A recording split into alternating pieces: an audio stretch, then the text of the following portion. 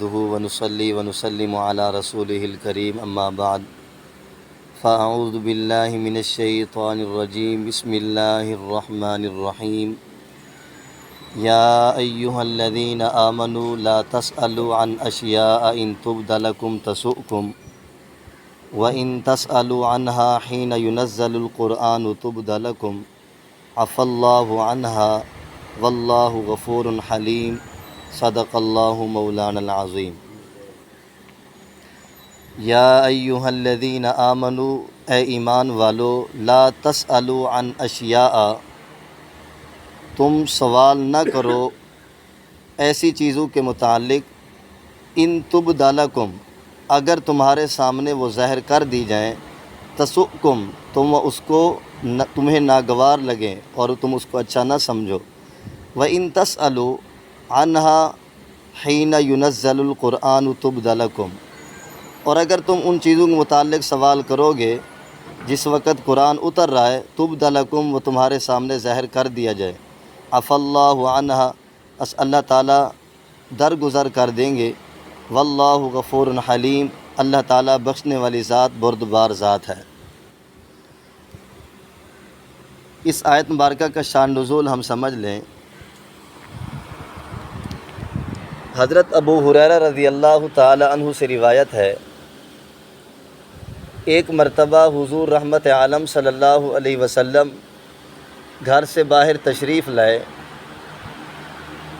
اور آپ علیہ الصلاۃ والسلام کا چہرہ انور سرخ تھا، جیسے غصے کی وجہ سے آدمی کا چہرہ سرخ ہو جاتا ہے، تو حضور رحمت عالم صلی اللہ علیہ وسلم کے جیسے بھی غصہ ہوتا نا، آپ علیہ السلام کا چہرہ سرخ ہو جاتا۔ تو آپ علیہ السلام گھر سے باہر تشریف لائے اور آ کر مسجد نبوی میں منبر پر بیٹھ گئے، صحابہ کرام بھی موجود تھے۔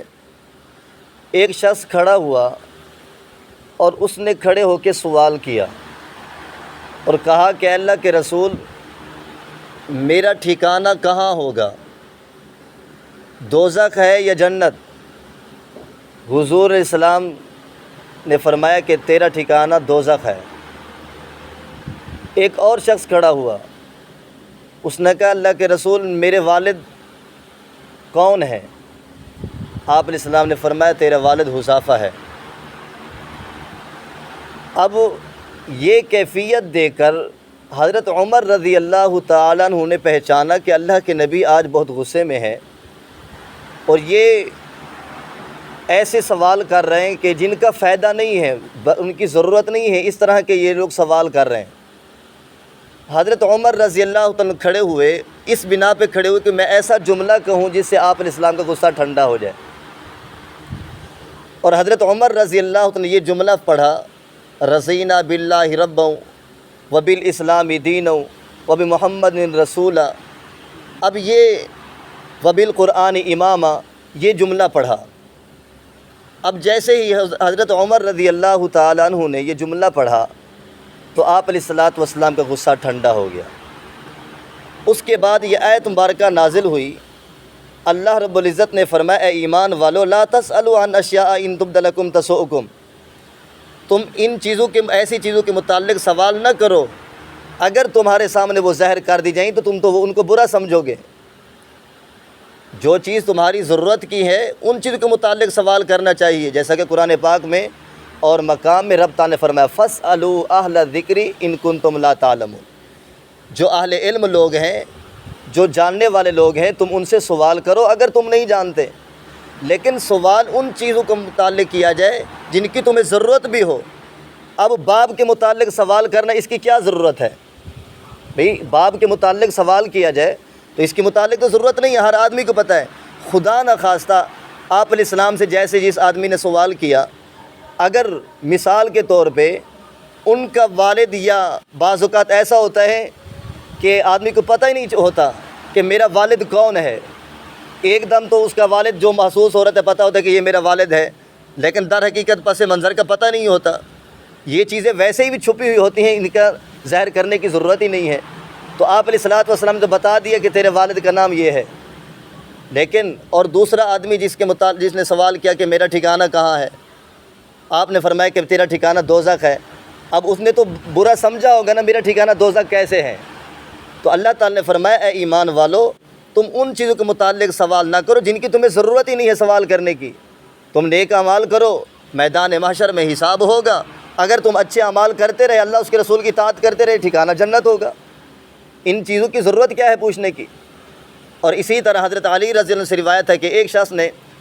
حج سے واپسی ہوئی، حضور علیہ الصلوۃ والسلام سے ایک شخص نے آ کر سوال کیا کہ اللہ کے رسول ہمارے اوپر حج ہر سال فرض ہے، آپ علیہ السلام خاموش رہے، جواب نہیں دیا۔ پھر سوال کیا ایک اور شخص نے کہ اللہ کے رسول ہمارے اوپر حج فرض ہے، آپ نے جواب ارشاد نہیں فرمایا۔ جب کچھ وقت گزرا، حضور رحمت عالم صلی اللہ علیہ وسلم نے خود ارشاد فرمایا کہ تمہارے اوپر حج زندگی میں ایک بار فرض ہے جس کو طاقت ہے، اور آپ علیہ السلام نے فرمایا میں نے تمہیں اس وجہ سے جواب اس وقت نہیں دیا، اگر میں ہاں کر دیتا تو انسانیت کے لیے، ایمان والوں کے لیے یہ ایک مشکل مرحلہ تھا کہ ہر سال کس شخص کو طاقت ہے کہ وہ حج کرنے کے لیے آ سکے۔ اس وجہ سے اس طرح کے سوال نہ کیا کرو۔ قرآن پاک اتر رہا ہے، جن چیزوں کی ضرورت ہوگی اللہ تعالیٰ وہ تمہیں بتا دیں گے۔ جن چیزوں کے اللہ تعالیٰ نے حدود بتائی ہیں تم ان حدود کے اوپر قائم رہو، جن چیزوں سے منع کر دیا کہ یہ چیزیں حرام ہے تمہارے لیے، تم ان چیزوں سے رک جاؤ، جن چیزوں کو چھوڑ دیا وہاں یہ نہ سمجھو کہ اللہ تعالیٰ کو معاذ اللہ بھول گئی ہیں یا یاد نہیں رہی، ایسی بات نہیں ہے، یہ اس وجہ سے اللہ تعالیٰ نے چھوڑ دی ہیں حکمت کے پیش نظر، جن چیز کو اللہ تعالیٰ نے چھوڑ دیا تم ضرورت نہیں ہے ان چیزوں کو کھوج میں پڑھنے کی۔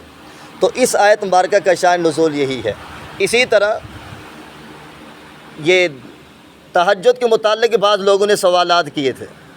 تو آپ علیہ الصلوۃ والسلام نے ان کا جواب نہیں دیا، اور اگر بالفرض والمحال یہ تہجد بھی اگر اس امت مسلمہ پہ فرض ہو جاتی تو 5 نمازیں تو پڑھنا اس امت کے لیے دشوار ہے، وہ آتی نہیں ہے 5 نمازوں کے لیے، تو وہ رات کو تہجد کیسے پڑھتی اگر اللہ تعالیٰ فرض کر دیتے تو اس طرح کے رب تعالیٰ نے فرمایا یا ایھا الذین آمنوا، اے ایمان والو، لا تسألوا عن اشیاء ان تبد لکم تسؤکم، ان چیزوں کے متعلق سوال مت کرو اگر وہ تمہارے سامنے ظاہر کر دی جائیں، تسؤکم تو تم ان کو برا سمجھو، کہ ایسی چیزوں کے متعلق سوال کرو اگر تمہارے سامنے ظاہر کرے تم تو ان کو برا سمجھو گے، جیسے کہ اس کے متعلق جواب دیا آپ علیہ السلام نے کہ تیرا ٹھکانہ دوزخ ہے، تو وہ تو برا سمجھے گا، تو تمہیں ضرورت کیا ان چیزوں کے ٹھکان، تم نیک اعمال کرتے رہو، اللہ تعالیٰ سے حضور علیہ الصلوۃ والسلام سے یہ پوچھو اللہ تعالیٰ کن اعمال سے راضی ہوں گے، تو پھر وہ اعمال کرو، اللہ تعالیٰ راضی ہوں گے، ٹھکانہ جنت ہو جائے گا۔ تو وَإِن تَسْأَلُوا عَنْهَا حِينَ يُنَزَّلُ الْقُرْآنُ تُبْدَ لَكُمْ، اگر تم اس وقت سوال کر رہے ہو قرآن ظاہر نازل ہو رہا ہے تو اللہ تعالیٰ تو تمہارے اوپر ظاہر کر دیں گے، اللہ تعالیٰ تو ظاہر کر دیں گے تمہارے اوپر، تو لیکن سوچ سمجھ کے سوال کرنا چاہیے۔ اور اب جو تم سے یہ غلطی ہوئی ہے عفا اللہ عنہا، اللہ تعالیٰ نے تم سے درگزر کر دیا۔ اللہ تعالیٰ نے فرمایا اب تو تم نے سوال یہ کیے ہیں لیکن آئندہ سوال نہیں کرنا، اب اللہ تعالیٰ نے تمہیں معاف کر دیا ہے، معافی مانگے بغیر اللہ تعالیٰ نے فرمایا اب تو تم سے اللہ تعالیٰ نے درگزر کر دیا ہے، لیکن آئندہ اس طرح کے سوال نہیں کرنے، جن چیزوں کی ضرورت ہو ان چیزوں کے متعلق سوال کریں، اور اہل علم سے سوال کریں جن کو پتہ ہو، فاسألوا اہل الذکر ان کنتم لا تعلمون، اگر تم جانتے نہیں، بغیر جانے تم نے کسی چیز کی وضاحت بتا دی تو تم اس کا خمیازہ خود بھگتو گے۔ اس وجہ سے اللہ رب العزت نے بے فائدہ سوالات کرنے سے منع کر دیا، جن چیزوں کی ضرورت نہیں احکامات کے متعلق پوچھو، اللہ تعالیٰ کی طرف سے احکامات کیا ہیں، اللہ تعالیٰ کی رضا والے اعمال کیا ہیں، قرآن سے متعلقہ مسائل پوچھو تاکہ تمہارا فائدہ ہو۔ ایسے بے فائدہ مسائل کی طرف الجھ جانا یا بے فائدہ بحثوں کی طرف الجھ جانا اللہ تعالیٰ نے ان چیزوں سے منع کر دیا۔ آج اکثر احباب کو دیکھا جاتا ہے جن مسائل کی ضرورت نہیں ہوتی وہ ان مسائل میں پڑ جاتے ہیں، ان میں اختلافات کرتے ہیں، ضرورت ہی نہیں ہے ان چیزوں میں پڑھنے کی۔ نماز میں کسی قسم کا اختلاف نہیں ہے، بھی چلو نماز تو پڑھو نا، دوسری باتوں میں الجھے ہوئے ہیں، نماز کی طرف دھیان ہی نہیں ہے، جن چیزوں کی ضرورت ہے ان چیزوں کی طرف دھیان ہی نہیں ہے۔ اس لیے میرے بھائی جو چیزیں ضرورت کی ہیں دین میں ہمیں چاہیے ان کے متعلق سوالات کریں۔ نماز نہیں آتی، نماز کے متعلق پوچھیں نا، اس کے متعلق ہم کیوں نہیں پوچھیں؟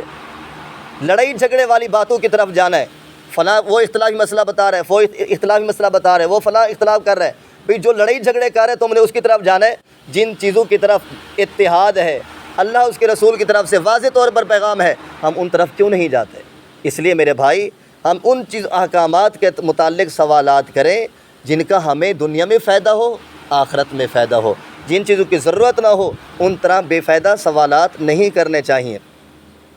تو اس وجہ سے اللہ تعالیٰ نے فرمایا عفا اللہ عنہا، اب اللہ رب العزت نے درگزر کر دیا ان سے۔ واللہ غفور حلیم، اللہ تعالیٰ بخشنے والی ذات ہے اور بردبار ذات۔ حلیم کس کو کہتے ہیں؟ بردبار ذات، یعنی برداشت کرنے والی ذات ہے۔ اتنے غلطی ہو گئی ہے لیکن اس کے باوجود اللہ تعالیٰ حلیم ذات ہے، ان کو فوراً معاف کر دیا کہ آئندہ تم سے ایسی بات نہ ہو۔ تو اس وجہ سے اس آیت مبارکہ میں اللہ رب العزت نے بے فائدہ سوالوں سے منع کر دیا۔